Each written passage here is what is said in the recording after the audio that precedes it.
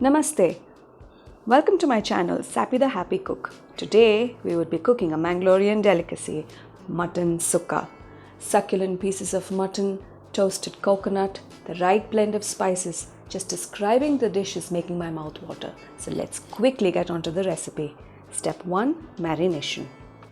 Here I have half a kilo of mutton. To this we would be adding 1 teaspoon chilli powder, half a teaspoon turmeric powder, 1 teaspoon ginger garlic paste, 1.5 teaspoon of salt. Just mix it really well, massage the meat. I like to use my hands rather than a spoon or wearing gloves. Just wash it thoroughly before and after. Now let's marinate this in the refrigerator for around 2 hours.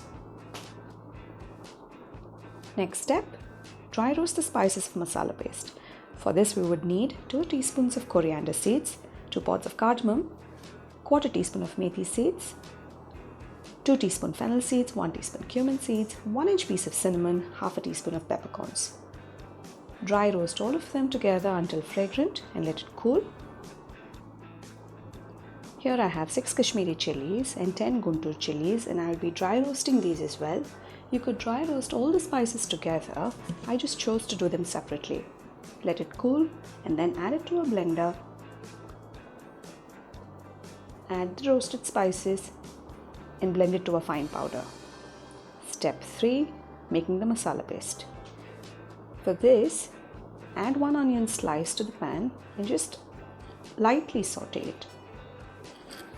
I just like to do this because I don't like adding raw onions to a masala paste. Now to the same blender, add handful of coriander leaves, the sauteed onion, and marble-sized tamarind soaked in water, and blend all of these to a fine smooth paste. Step 4, cooking the mutton. In a cooker, add 2 tablespoons of ghee and let it heat. Add 1 onion chopped and saute it until they soften. To this, add 3 green chillies that are roughly chopped and saute it.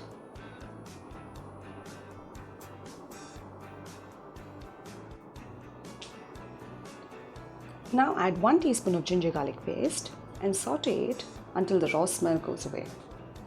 And that's when you add the mutton. Turn the flame on high and saute it until it looks something like this. And that's when you add the masala paste. Do not leave any of the masala goodness back in the jar. Add all of it to the cooker and mix it really well. Now I'm going to season it. I'm going to add 2 teaspoons of salt. Mix it really well and let it come to a boil.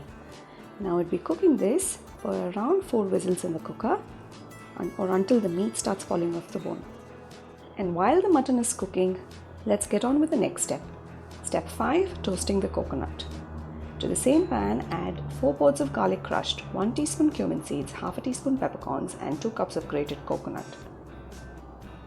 And saute it on a very low flame for around 15 minutes. You need to be really patient with this step because this is the element that makes a sukka a sukka. It needs to be really dry and toasted so that when you blend it, it becomes a powder rather a paste. Once it's toasted, cool down the mixture, then transfer it to a blender and blend it to a coarse powder. It should look something like this. Do not make it into a fine powder because this is what gives it the sukka texture.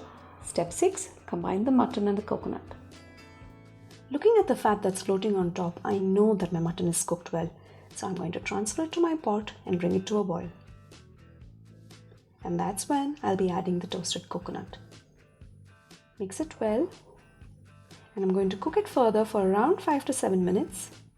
I also prefer to cover it and cook for the last 2 minutes so that the oil floats on top and it looks something like this.